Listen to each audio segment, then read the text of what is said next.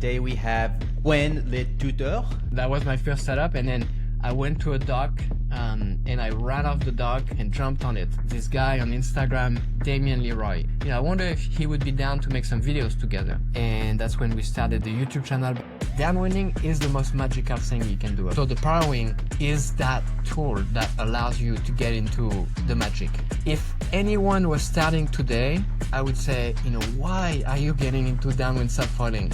Skip the struggle and just go to the fun. When you first get going, you get your Parawing up and you try to just keep it stable, you have to be so precise. The challenge now is to learn how to read the bumps. Can you describe to us what are you looking for? You have a lot of waves that are, one here and then one slightly offset right there, and then they move and then they disappear and then they reappear. What makes a huge difference is that It's the first time I've heard someone talk about it that way, and I think it's the perfect way for you to understand it. But the main thing to me is, then it makes it super easy to pack up. So if you have 20 knots, you take the paddle, you take the Parawing.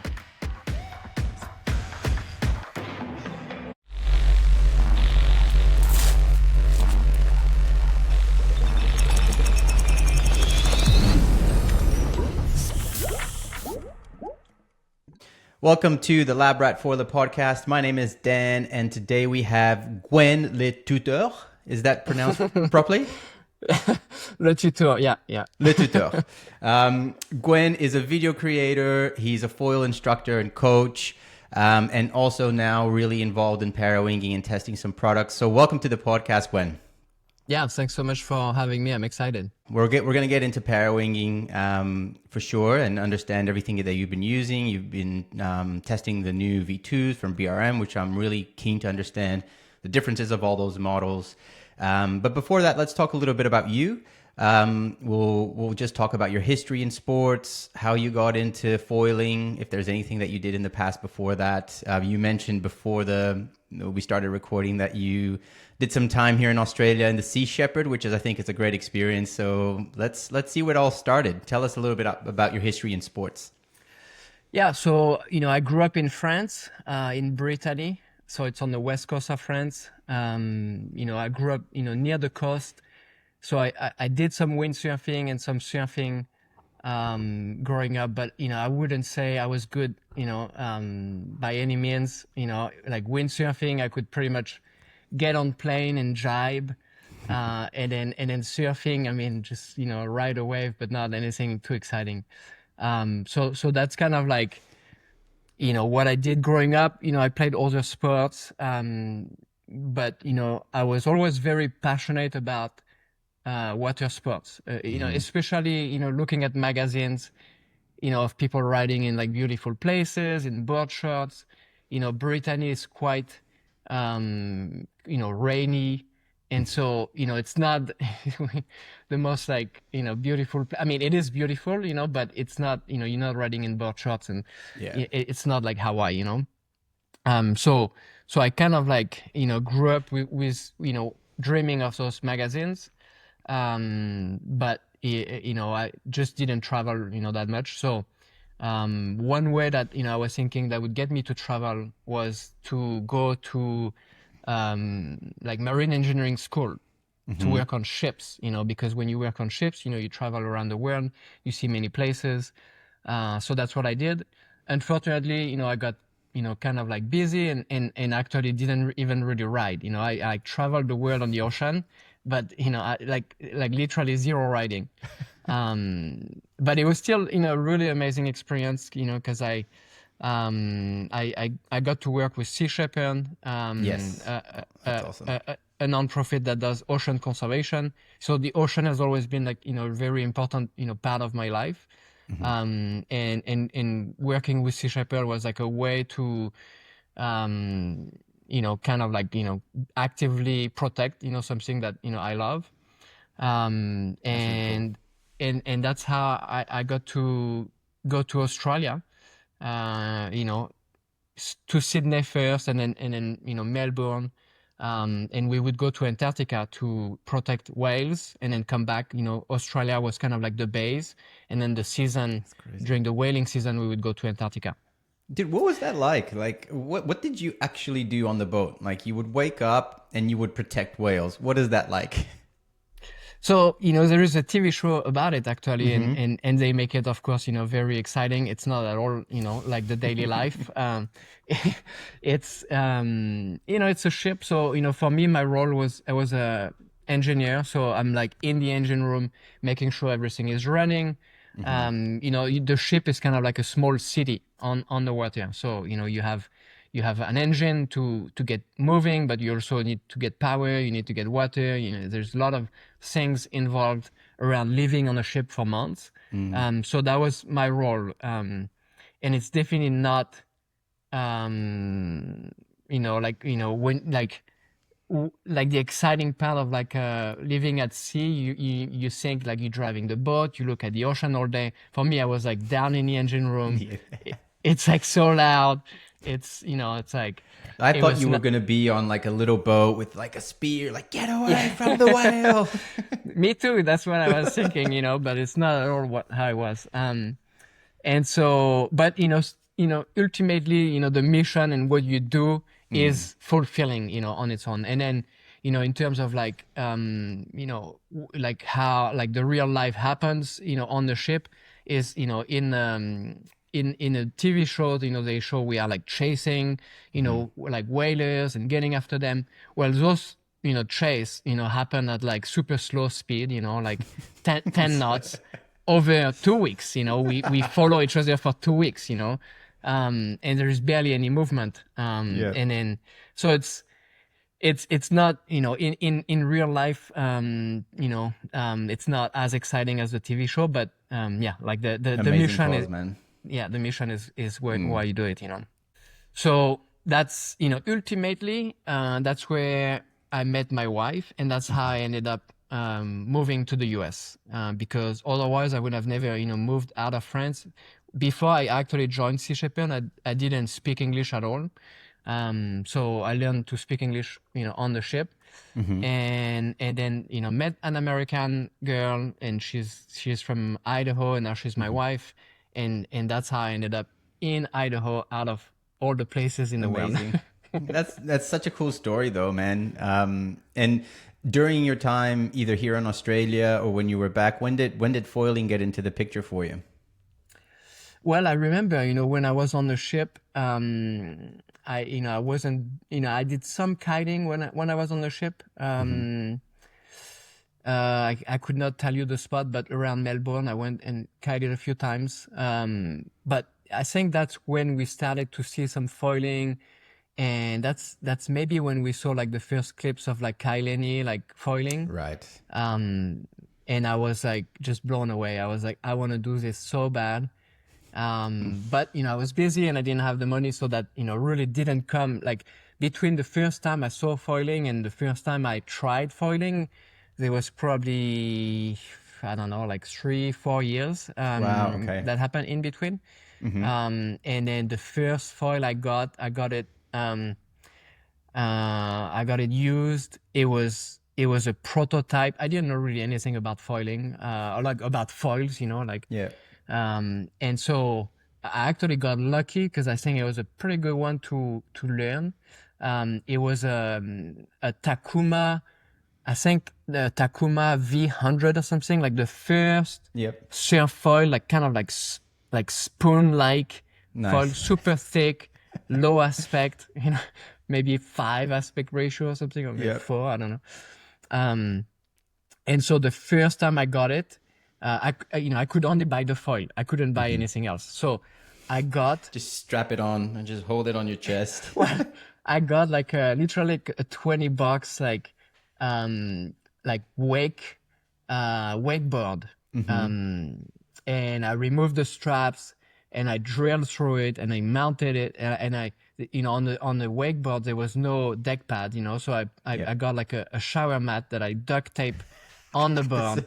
Love it. And then I drilled a hole on the nose and I put a small rope tying the nose to the mast, to the base of the mast, because I was like, that thing is gonna break, like, and if it breaks in 2 pieces, I want to make sure that the piece from the front stays attached to the back, so it still floats.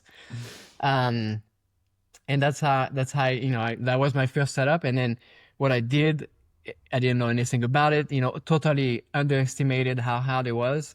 I went to a dock, and I ran off the dock and jumped on it. Oh, you tried dock starting. That was the first thing you tried on it. That was literally the very first time I put my feet on the So foil. hard.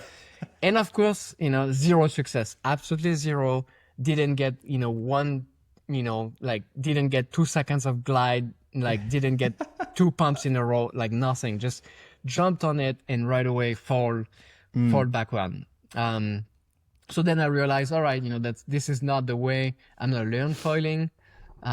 So then I knew how to kite, so I learned kite foiling with a kite, and so that was how I first got into foiling. Nice. And at that point I was living in Idaho all year round, so it's on a lake, and it's the type of place where the wind is very unpredictable. You know, sometimes it's up and sometimes it's down. You know, the forecast doesn't really tell you much.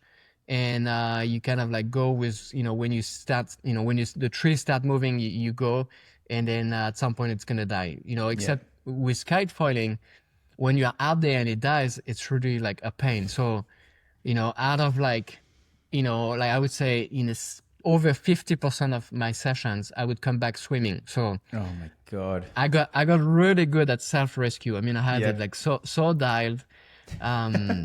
And that was, you know, my first experience foiling. And then I went to Florida for a brief weekend. And I had been following this guy on Instagram, Damian Leroy. He was making some like pretty fun content, pretty unique, I would say, like out of like what you would see like on social media. And I was like, wow, like this guy is like so cool. Like he's always doing some like crazy, like funny stuff, you know? And so I reached out to him. I had a camera and I was making some videos. So I was like, you know, I wonder if he would be down to make some videos together. nice. And I didn't really expect he would reply, you know, because the guy was like world champion in kiting. Like I was nobody from Idaho, and he replied and he was stoked. And so the weekend I was in Florida, you know, it lined up that we had some wind. We met up, we made a video. And he, you know, we really connected. That's cool. We had like a good vibe, and I made a video and he really loved it. And so then that's when I told him, like, you know, maybe what do you think about like starting a YouTube channel together? And he was down. And so then that's when I started to like spend more time in Florida, because we have my wife's sister lives there, so we had a place to kind of like crash. And that's when we started the YouTube channel. But, you know, at the beginning, I didn't really, you know, write that much, you know, that well at all, you know. So it's like I was filming, you know, you would never see me on any of the videos, because also it was mostly winging. I had Damian introduced me to winging. So when we started the videos, I was a total beginner. Man, your progression was extremely fast. Yeah. I mean, I got, you know, I think it was a good fit for me, and so I learned, you know, filming the videos. That's kind of like, you know, I learned, you know, how to ride, and then Damian kind of like, you know, got me one day like in front of the camera, and then I slowly got involved, and yeah, that's how it all started.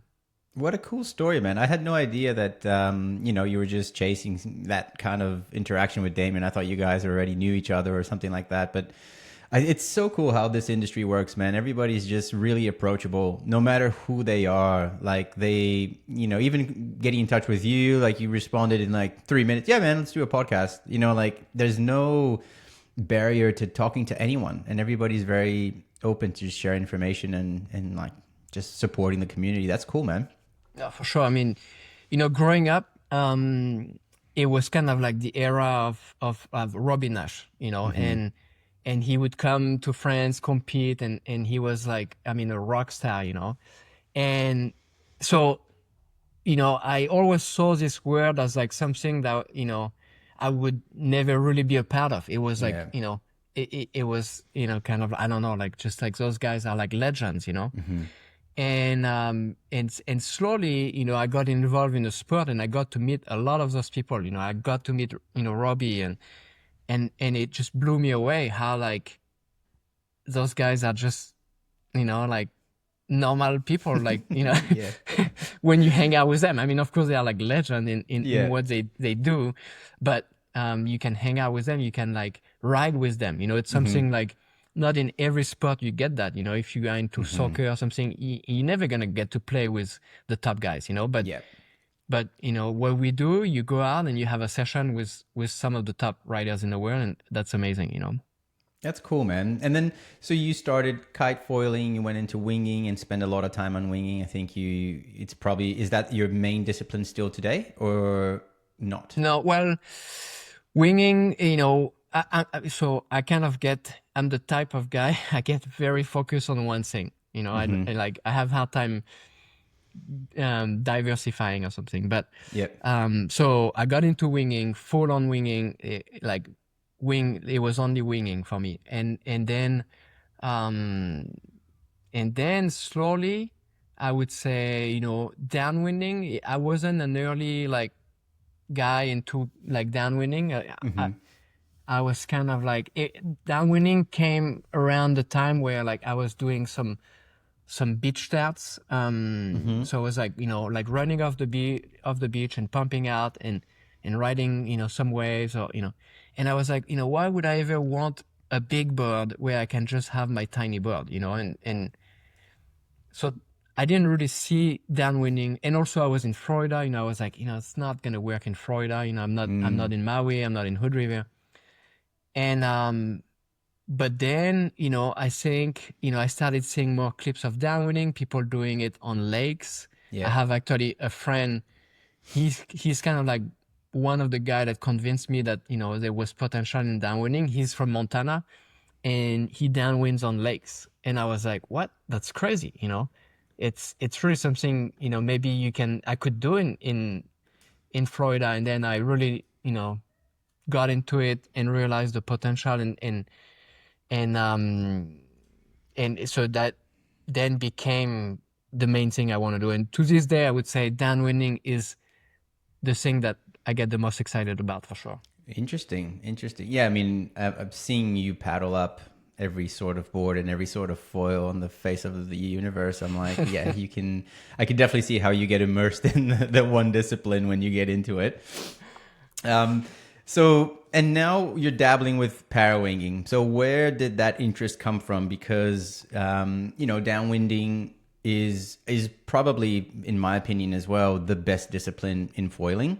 Going downwind for an hour surfing, there's nothing that compares to it. But now we have the parawinging, which is another, tool for us to do that. Where did the interest come on your side to give that one a crack? So, the interesting thing is, the Parawing came around and I already had the downwind subfoiling, figured out. So I could ride, small foils, no problem. I never really had any trouble. I never really had bad sessions downwinding. So I would say when the Parawing, came around, I wasn't that convinced. I was like, well, yes, for sure, it's a way to do it, but I don't need to. I mean, I have the paddle; it works great for me. So it didn't really convince me right away, but then I got to try it, and ultimately it was really like the feeling of being able to ride a smaller bird. Yeah. Foil, I can ride the same size foil, that didn't really make a difference for me, but a smaller bird, and the fact that your entire setup is smaller. I mean, traveling with a downwind bird and a paddle sucks. Yeah.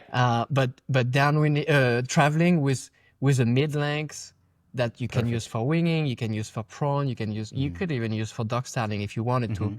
And then now you can go downwind with it. So now you have one bird that you can do it all.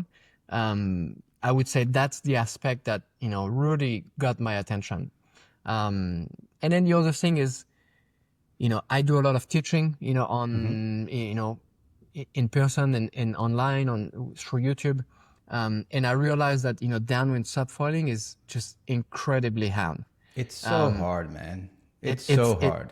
it's so hard, and it's a bummer because downwinding is the most magical thing you can do. I mean, it's so fun. And so it's a bummer that downwind subfoiling makes it so hard, because now people don't get to experience it, or people just don't get to the point where they can experience it in a way that, like, they are relaxed. convinced. Yeah, and they are like having fun, Yeah. It's like a lot of people are like still in the stage of like downwind subfoiling when it's so hard, they get so little victories, it's mostly struggle. And yeah, like, that doesn't make, I mean, unless you are someone that really enjoys suffering and struggling, it doesn't make it that fun, but downwinding is the most fun. And I want people to truly experience that. And so the Parawing, to me is that tool that allows you to get into the magic. And if anyone was starting today in getting into downwinding, I would say, why are you getting into downwind subfoiling? I do it. I love it. But, skip the struggle and just go to the fun. It's the same thing. Once you are up and going, you pack it away. It's literally the same fun, if not better, if you can ride a smaller board. Yeah, look, I think that's such a great point, Gwen, because I learned how to SUP paddle as well. And God, it was hard. It took me like 6 months to be in a place where... and doing consistently, like not doing anything else, just focusing on it, to be in a place where I was like, all right, I'm going to go out and I'm not going to swim for an hour and a half. You're going to get up. It took me a lot of time to get to that confidence level. And I think if you have either a kiting background or if you have a winging background, the Parawing comes quick. It comes to you very quickly. I mean, as a kiter, we know lines. We're not intimidated by those lines. And as a winger, you have that balance on the board. You're able to hold something in a pendulum, and ultimately you'll get going. You'll learn how to fly it and get going.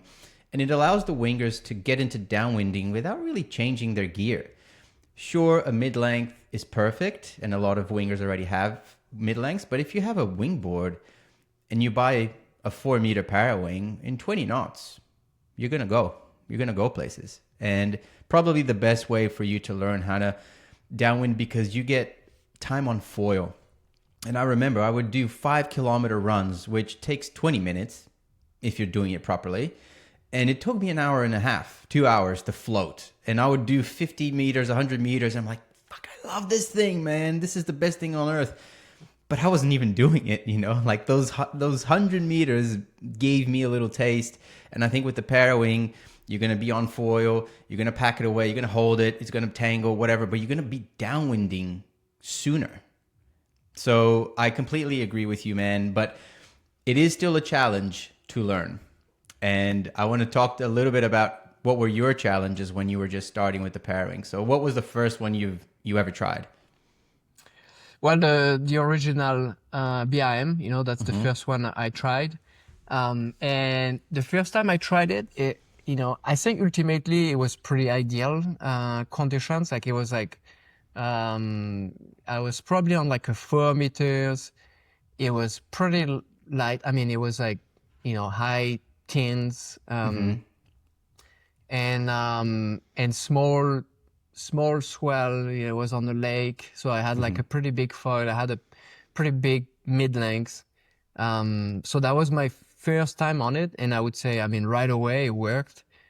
Just, because I do think it's pretty close to winging. So, my experience winging, got me to that place where like picking up a Parawing was pretty easy. And then, for sure, my ability to pump, because I spend a lot of time on the lake, and there's many days where there's no wind, nothing else to do. So I get to pump. And so all of that combined, my experience, I mean, even, like you said, kiting, from kiting, from winging, from pumping, you put all of that together and you pick up a Parawing, and it's, it comes really quickly. Now, the one thing that for sure downwinding is very specific, and it will challenge anyone coming from, you can be like world champion kiter. If you have not downwinded, been downwinding, you're gonna, show up and it's gonna be hard to read. You're not gonna be positioned well. So that is the hardest thing in downwinding. And to me, again, like you said, the Parawing allows you to progress quicker, because how are you gonna learn? By doing it, spending more time on foil, by getting to try it more. If you are with a paddle and you only get up once in a while, you're not getting that experience. Yeah, not enough laps. So the Parawing, allows you to kind of like play with, feeling, understanding how the water moves, without even packing it away. Or you just pack it away, but you still hold it. So as soon as you start like feeling like you run out of option, you deploy again and you are going again. So I would say, starting, on flat water, if you want for a first, few sessions or until you feel comfortable going back and forth, even though to me, the Parawing is definitely not the tool I would use if it's flat water. For learning, yes. Once you have learned, like to me, the Parawing is a tool you use in waves or on bumps. So, start on flat water in not too strong of a wind, go back and forth, get a good feel for it. And then, if you can play with waves, play with swell, pack it away, but then, don't, just hold it and then deploy it again. It's also a great tool, when you are on flat water, if you wanted to like pump, you kind of like pack it away and see how far you can pump, deploy again. Those are like great skills that ultimately are going to serve you downwinding, because in the downwinding, on a downwind run, you are going to pump. For sure. Yeah. So even if the goal is not to pump, you need to connect them sometimes. And it's a tool. It's not the fun part, but that's the tool that allows you to connect bumps. And the better you get at reading bumps, at placing yourself, the less you need to use that tool. But that tool, you're always gonna need it. So I feel like the Parawing kind of like bridges all of those skills that you need, and just make it more accessible. Yeah, it's such a great point, man. And I think it's cool for us to understand a little bit, like, what was that board that you used? How many liters? How big it was? The foil? How big? Because for me, in my experience, I have an 8.2 115 liter board by 18 wide that I use in the ocean. I just got that. It's my biggest board. It was going to give me the biggest drive on the water just to get going. So I started on the biggest gear I had. And I started on the 1130S, the cold foil 1130S, and just the biggest tail, everything the biggest that I had. What was the specs of the gear that you started on? So my first session, it was on like the AFS Whitebird. It was a 6.6 by 21, I think, 100 liters. Yeah. So it's on the bigger side of a mid-length. A lot of like, it floats me easy. I'm at 75 kilos. It's plenty stable. Just enough, length to take off easy. And then on the foil, I had the KT 1340 Atlas. So, nice. That thing has like tons of low end. And on the lake, our bumps are like so small and so slow, and that was kind of like what was ideal. And so I would say for sure, like that's the type of stuff that is ideal to get going. And then, even later, I would say, some of my latest sessions, we are still on like a 95 liter downwind board, like the KT Dragonfly. It's 6.9 by 18 by 95 liters. I use that when I want to make sure that like I don't have to be so powered. If I have to go upwind, I like to, not be super powered. If I use like a 70 liter board, you're gonna need a bit more power to get up. But then that extra power to go upwind, I don't necessarily like it. Maybe I don't also ride with harness, so maybe people with harness, like to be powered. I just like to have just enough to go upwind if I have to. So when I have to go upwind, I always choose to have a bigger volume, and then I would ride a smaller volume only if I'm pretty much just going downwind. That's such a great tip, I think, because, and I've done that a few times as well, where if I'm doing an upwind, downwind kind of run, I get a SUP surfboard around the 7.0 or something like that, around 95 liters for me as well.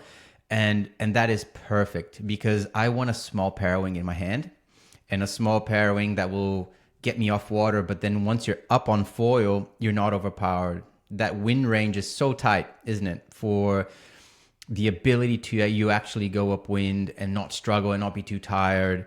I don't like riding with any kind of harness loops or anything like that. I think it's just a tangling hazard. So I'm also unhooked, and to be able to upscale the board and sometimes the foil as well. The foil I just match to the conditions. I never try to go super small. If the bumps are slow, I'll get a slow foil, slow tail. And I think I've done that multiple times now where I'm not going to the smallest gear. I'm just trying to get a smaller Parawing to go upwind. That's a really good tip, man. Yeah, for sure. I mean, yeah, playing, there's a lot of talk, right now the Parawing is so new. A lot of people don't really want to get into it, but don't really understand, the range or like the wind window that, you kind of have for each size. And to me, if you don't play with your bird and your foil, your Parawing range is very small. So you have to, I mean, of course, it's a lot of, stuff to have, but it's nice if you can, get a bigger bird or a bigger foil, that's going to extend the range. You can use your Parawing like so much, Yeah, and I think, look, people are coming from different disciplines, and a lot of people have more than one board. But if they don't, then I think having multiple Parawings is probably a good idea, because again, you don't want to be able to get out if it's like 18 to 21 knots. If it's 22, you're already overpowered. Yeah.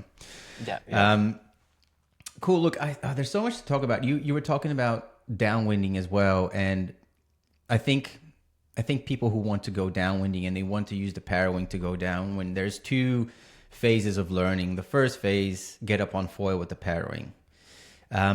Let's talk about that first. So explain to us how do you do your water starts? And I don't know if you use any sinker boards or like if you're always on the mid length, but explain to us, how does it like to go and get up on maybe light wind versus, strong wind, and give us some tips on how to get up on foil. Yeah. So, I mean, to me, again, like, the better, if you come from like a winging background, and I feel like most people, kind of come from a winging background, getting into the Parawing, like light wind winging is very similar to what you're going to experience with the Parawing, often. Where It like sucks, you can, let's say it. yeah, and but you have to work for it. Yeah, it just 100%. it's not gonna get up like that. So unless you are like super powered, but I would say I feel like most people that I see that are getting into it tend to be less powered. So I would say really working on your pumping skills. It's the same pumping as you would do when you try to get up with your wing. It's the same. So when you first get going, you get your Parawing up and you try to just keep it stable above, and then you try to pump slightly downwind. And if there is a bit of like enough wind to have tiny like bumps, try to pump with the bump. It's actually very similar to a paddle up. With a paddle, and Those stages. If you don't come from the paddling up with a paddle, maybe you don't necessarily understand that timing of kind of like pumping on that small piece of chop that's coming, but trying to pump slightly downwind and not trying to be totally across the wind, especially like if you don't have like enough power, you have to point slightly downwind. You can't be totally downwind, otherwise you're gonna lose maybe too much power. And to be balanced and stable, you always have to have like a bit of an edge against it. So if it's pulling you straight downwind, you don't have much stability side to side because it's just like pulling you forward. It's kind of I mean, it's the same with a wing, but it's the same as like, you know, let's say you get towed behind a jet ski or a boat, you know, you kind of like edge slightly against it. You know, you don't go straight with the boat, you edge to the side. So it's kind of that, you know, so you go slightly downwind and you pump, you try to use a bit of the bump to get you up. And then once you are up, you know, then you can edge more and then go upwind. But Light wind is so tricky though, isn't it? Because I feel like there are certain stages of getting up in light wind. So you go from just getting the board moving, just get it like moving anywhere, downwind, 45 degrees. And then you start to maybe feel a little bit more power in your hand. And then you're like, all right, I'll start a little bit of a pump. And then that amplitude starts to get big as soon as you feel more power and you're getting more speed on the board. But that sensitivity on the pump comes with time. And if you do dock starts, you have that sensitivity on your feet that you don't want to push through the foil and then punch through the water and then have to start again. So yeah, the more you know, the easier it is to get started for sure. plus, you know, I mean, some, again, like, you know, the equipment that you choose, you know, like some foils are gonna be more friendly to pump. They are gonna handle a bad pump better than other foils, you know. And so if you have a foil that's like too small or that's kind of like a fast foil, you know, with a thin profile or whatever, that's gonna make, you know, the pumping, you know, ultimately more tricky. So if you have less experience with pumping, just make sure you use a foil that, you know, usually it's a foil that would have a good low end. Then it means it's gonna handle pumping, you know, better. Yeah, I would. Yeah, look, if you have the choice in your quiver to maybe stay away from the high aspects that are over, you know, 10 aspect ratio and stuff like that, that would be good, and use something a little bit smaller, and the aspect ratio would help you with the bottom end. Yeah, for sure. I mean, it depends of the size for sure. I mean,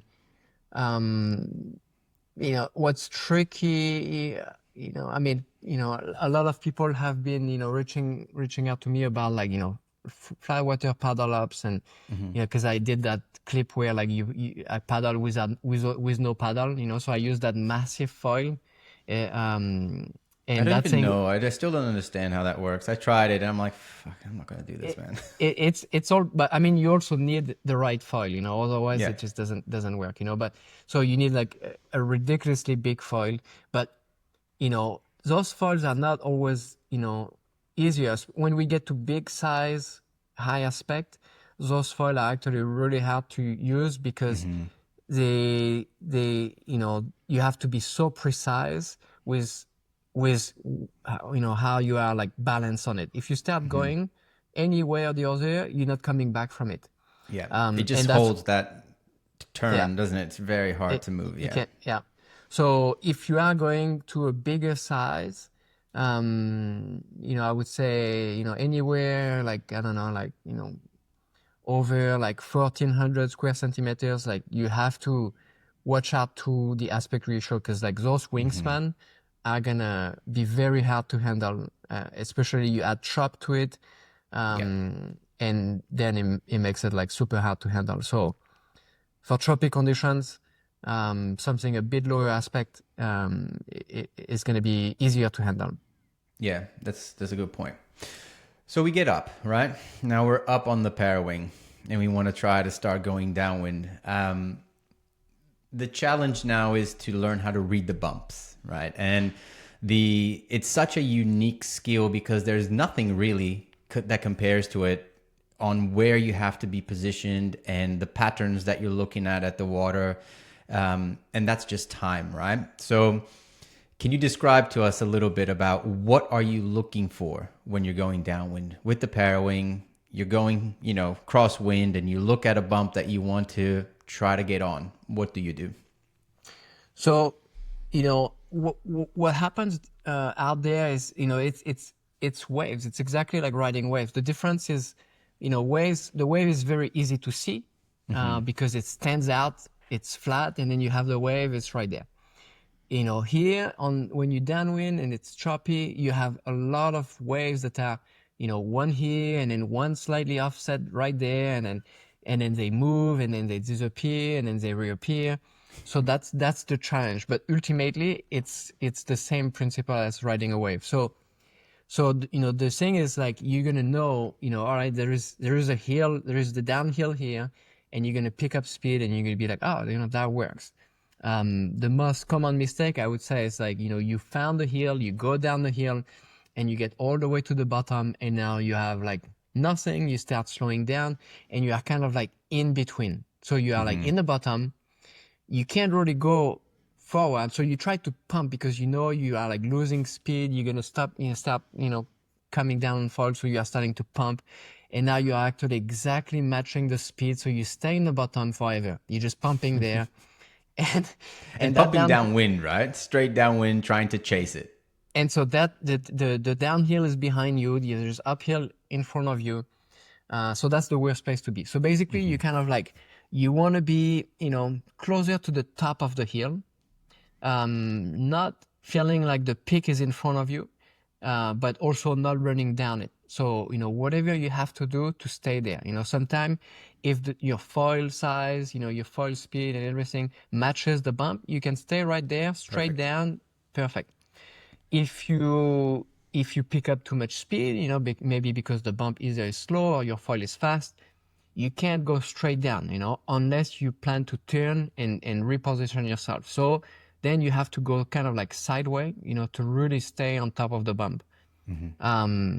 And if, you know, that it's gonna happen, you know, it's to the best of us still today, you know, that it kind of like you run out of option, it kind of disappears, and that's when you use your pump. And usually I would say I pump more like sideways than straight down, because when you pump downwind, you move with the bump, so you kind of like tend to stay in that zone where maybe you don't have many options for longer because you go with it. You're not changing the environment. So if you pump sideways, you let those things kind of like go by and you move on to somewhere else, and hopefully one option is gonna show up, and then you can kind of like turn downwind again.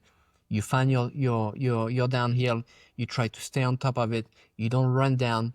And if you find yourself, you know, sometimes the bumps are gonna be too fast or your foil is too slow for those conditions, you kind of like the bump is overtaking you and you start feeling like you fall off the back, then what you want to do is right away you want to get out of there. So you need to make a sharp turn and pump sideways and go find somewhere else. The worst thing you can do in this position where you slightly start falling back is to pump forward, The and then chase, it's hard. you chase, you know. But sometimes if you have, you know, if you are experienced, if you are a good pump, your pumping is efficient, you have a foil that's fast enough, you might be able to catch up and then get it. But I would say most of the time people, they start pumping after it and they just are uphill the entire time, not really getting out of there. So don't stay there, don't chase it. You have to give it up. You make a sharp turn, and actually if you make a sharp turn sideways, you almost find yourself going downhill on the back of that one. So what was uphill is now almost becoming downhill for you to pump sideways and get to the next one, maybe the one right behind it, or you know, maybe you just pump a bit more and then you're gonna find another one.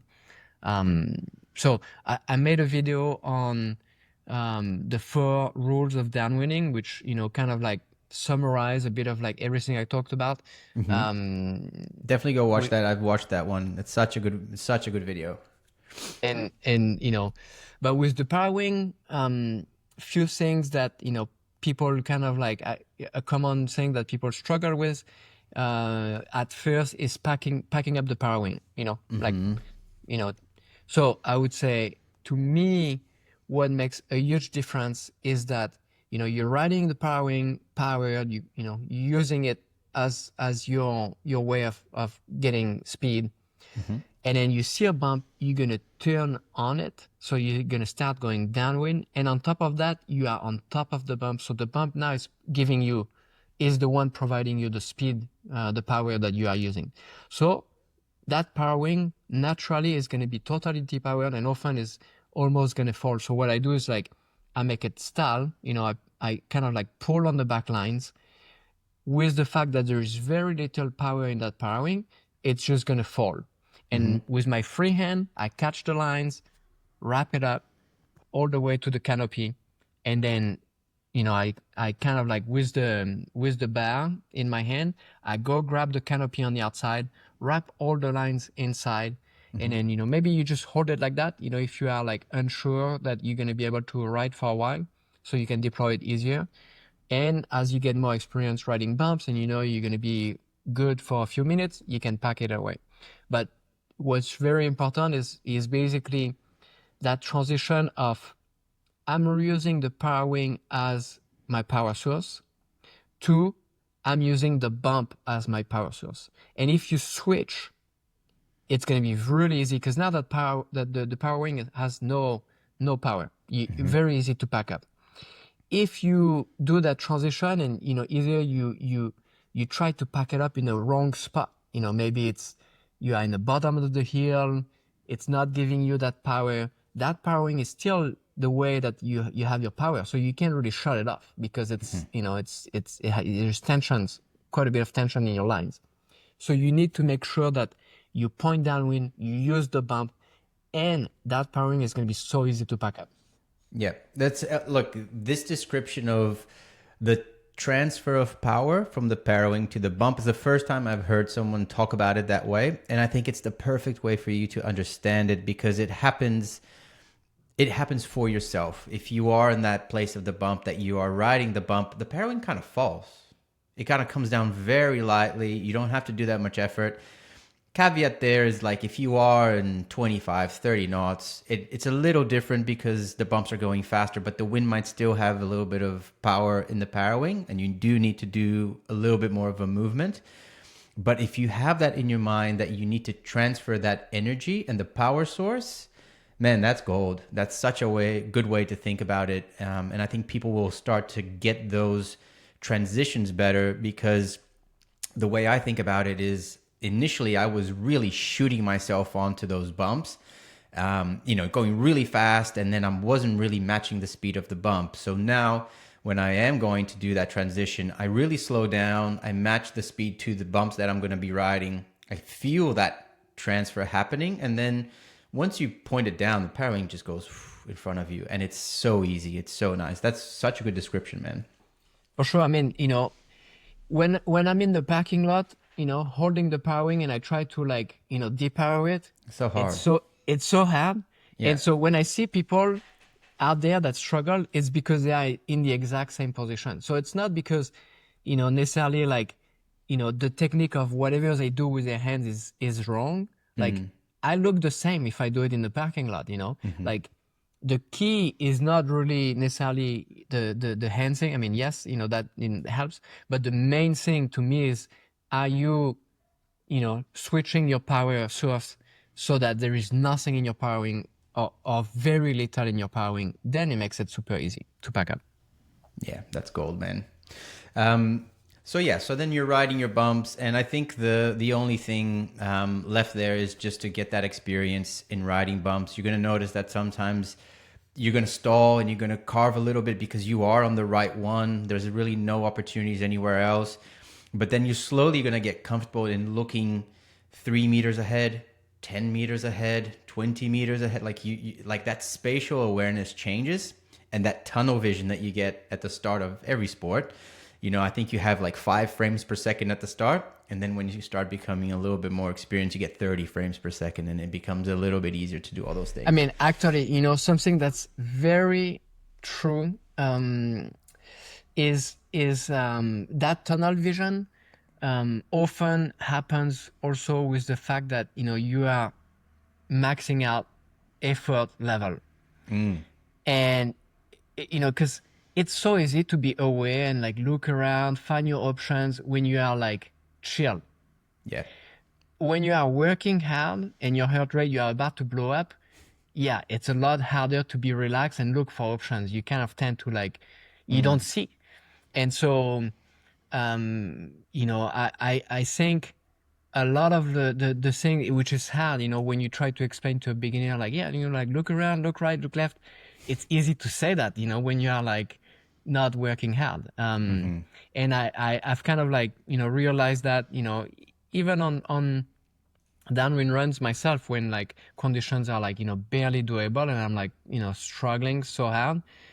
And yeah, like once I get like really maxed out, I start not seeing, I start Yeah. not being aware, I start making mistakes, even though I know, this was a mistake, but in the moment, I was not aware. And that's what happens for a lot of people. So, the more, it's kind of a catch-22, but like the more, the better you get at positioning yourself, the more you save energy, and the more you have time to be aware and to kind of like, weigh your options and make good decisions.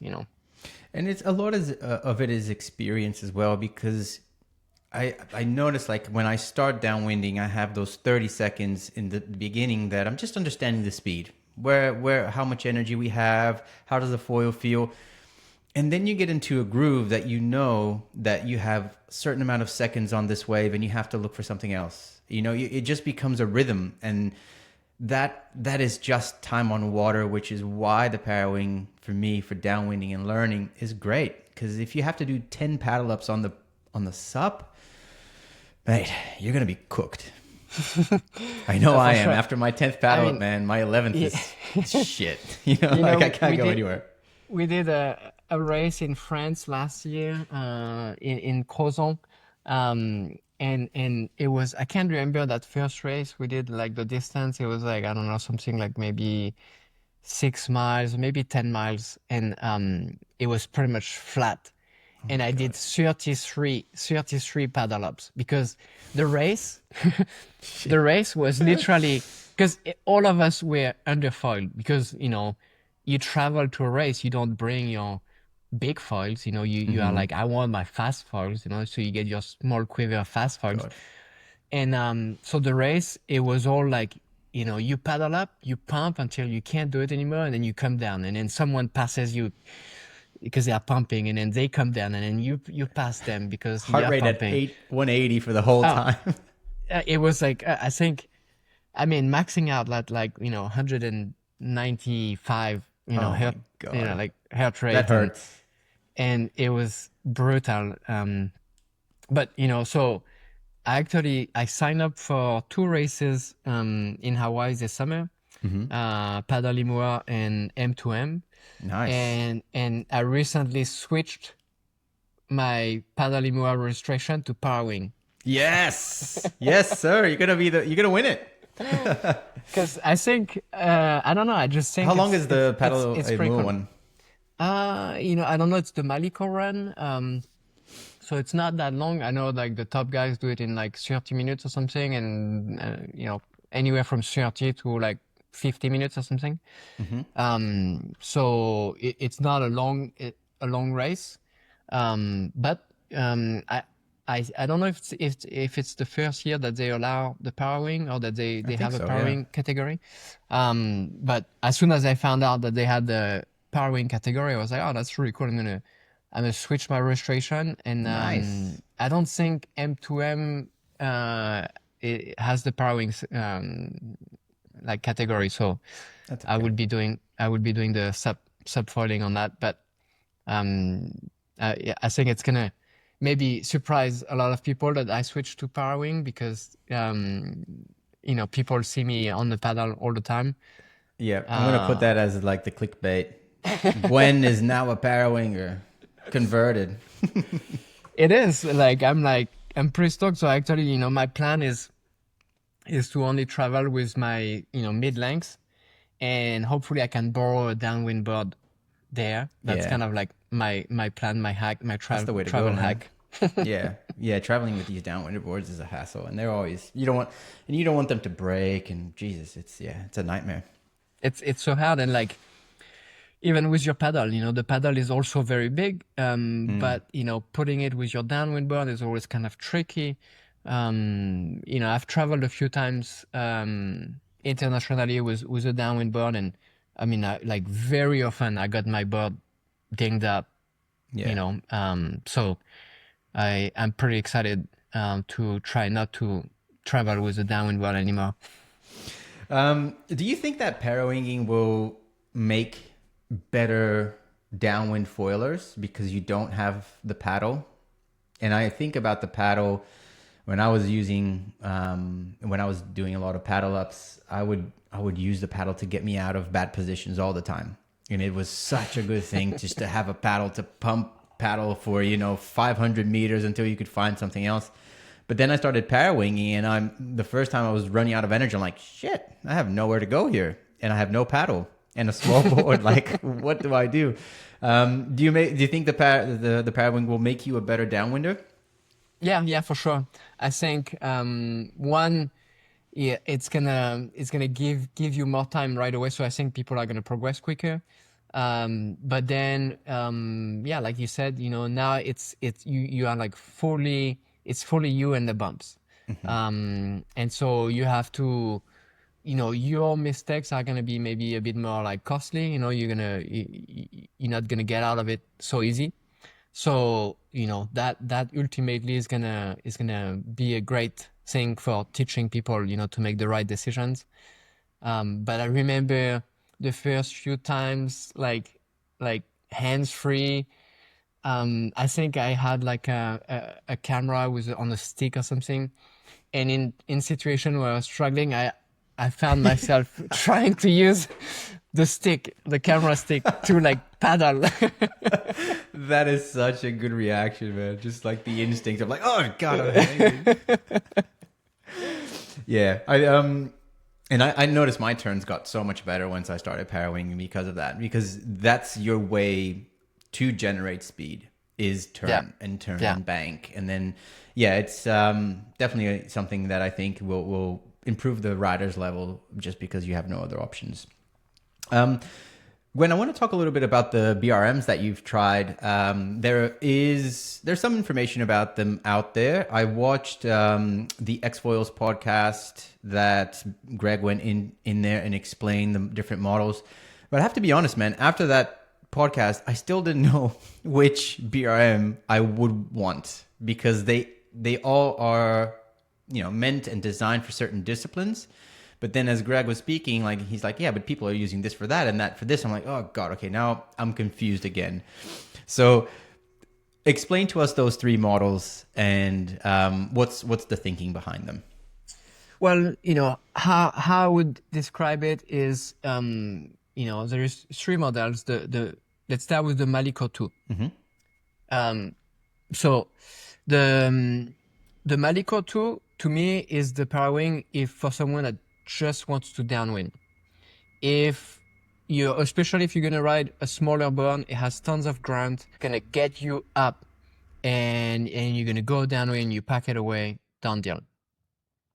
And then you have the Kanaha, which is, if you kind of like gonna redeploy and stow, and you're gonna do a bit of like, riding up. So that's why it could be a really good one if like you plan on doing some, wave riding, because you go back to a peak and you always packing it away and then deploying again. And then you have the Kanaha, which is gonna be the one that's like gonna be better for like, if you plan on going upwind for like longer. Like, so let's say, in your mind you have, you want to use it as like a way to do a downwinder, but you're gonna really go upwind for a while, and then you're gonna go downwind. So, but ultimately, out of those three, I would say if you want to you want to do it all. You want to do some downwind, you want to ride waves, and you want to go upwind. To me, you get the Kanaha because it can do it all. I would almost describe it as like the most versatile. And then if you want to just like, you don't plan on riding upwind very much, but, a little still, then you get the Ka. And then if you just only pure downwind, then you get the Maliko too. So like that, I don't know, hopefully that, clarifies a bit. No, it does. And I'm just muting myself because taking the trash out just next to me now. And you've tried all three of those? Yep. Yep. Yeah. Which one is your favorite one, and why? I would say, the car is probably my favorite because, I don't like to go upwind for a very long time. And it's not something about the power wing. I feel the same about the wing.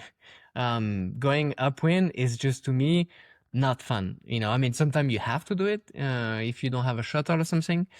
But ultimately, even if I want to downwind and I, use the power wing to downwind, and I don't have a shuttle, I would rather go upwind for 2-3 minutes, go downwind, go back upwind, and break it down. I hate going upwind for 20 minutes or 30 minutes. So that's why, to me, the car is probably my favorite, because I can downwind, if I just plan on downwind.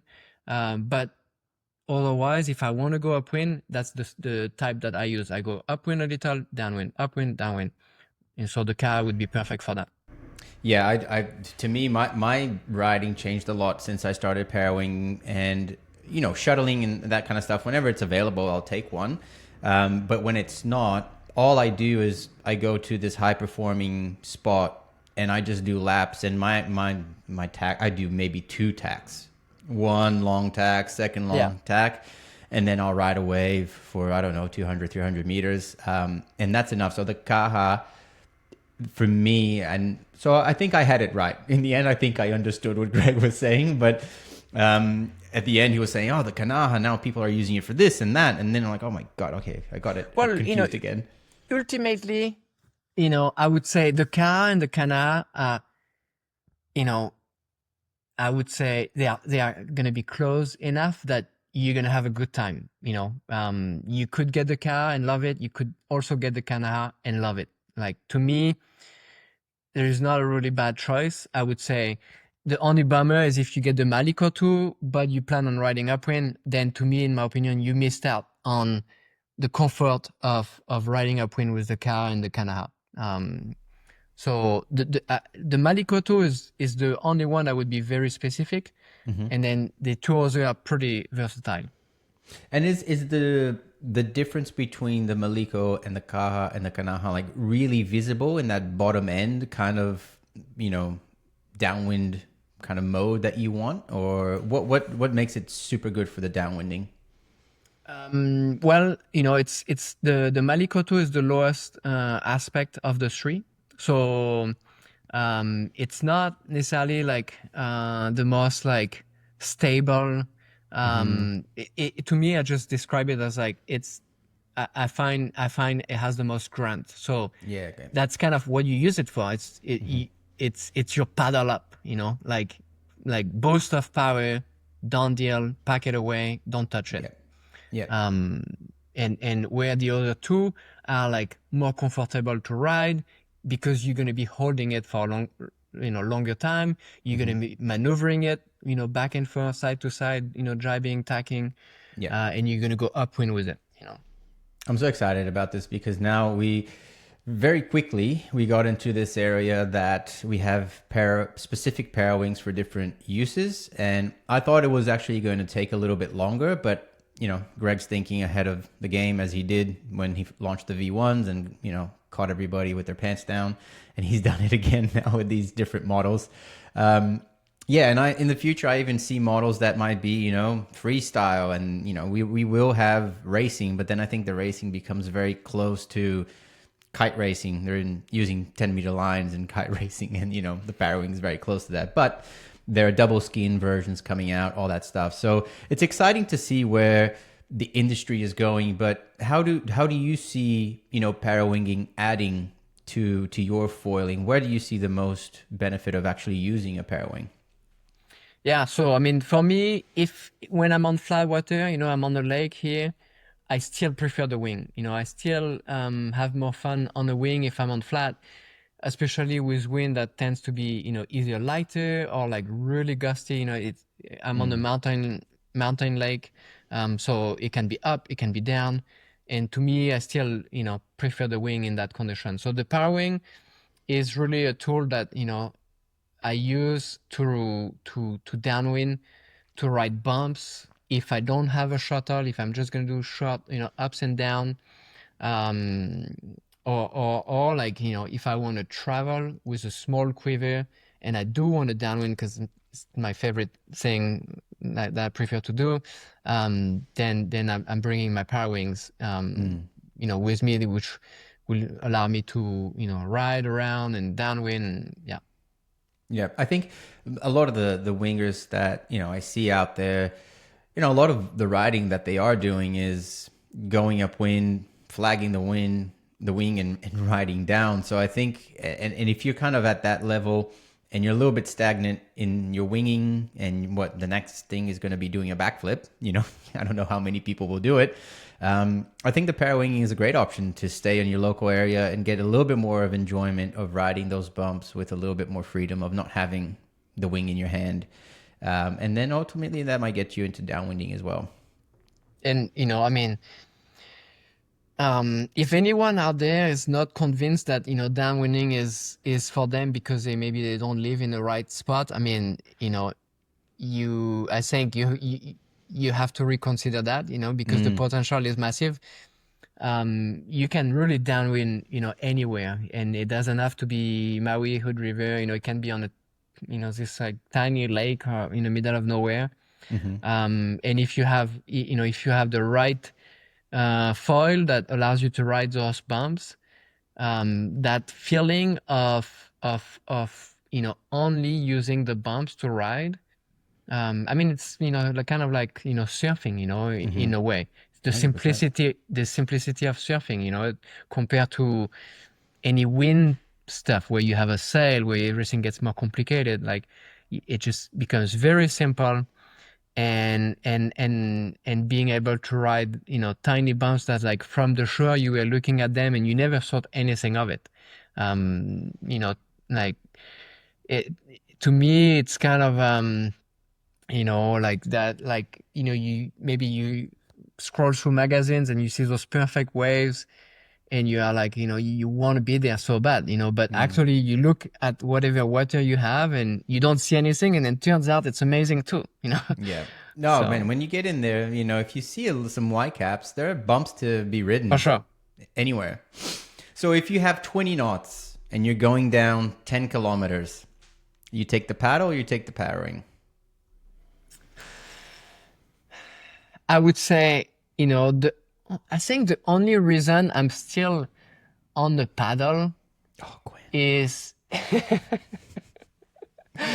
is because I want to do some races, so I kind of like I want to keep up my skills with the paddle, but honestly I think it's the only thing that's keeping me on the paddle. Otherwise, I would probably be on the Parawing, all the time, because why not? Okay, let's lead with that next time. Gwen, is there anything else, mate, that you think people need to know about the Parawing, or something that we haven't spoken about you, your life, what you're doing, anything that you want to share with us? Well, I think a lot of people, like right now the Parawings are like moving pretty fast. There is new ones coming out all the time, and I would say, if you are in a stage where you haven't got your first Parawing yet, and you are waiting because you keep hearing someone saying that there's a new one that's coming out that's going to be way better, and you keep waiting for it, I would say I think that's a mistake, because the Parawings that we have access to today are already good to get you going. So I don't see the need to wait. I don't think, I think you would be missing out. And so I would say, get your hands on one, right now, and start your journey, because, it is a learning process anyway. So you might as well get started as soon as possible. But, the doors that it's going to open for you is just, incredible. And the fun you're going to have is just out of this world. So just don't wait. Yeah, it's a good tip because the first one worked. the BRM V1 was amazing and got everyone into it. And you can find one online secondhand pretty cheap now as well, if you want to go that route. For sure. And we need to talk again after your races, because I think by then you're not going to be using that paddle too often. That's just a guess. Well, honestly, if all the downwind races start opening up, and I think they should, you know. Well, they're doing foil drive. Some of them have foil drive. Yeah. Could be foil drive, parawing, and paddle. Just open up for more people. You know, I like right now, not all the races, you know, have access or like, you know, have a parawing category, but, you know, I think they should, and I hope they do. And when they do, then I don't know if you will see me on the paddle again. Ooh, there you go. Now I have my thumbnail. Thank God. I was trying to get something the whole episode.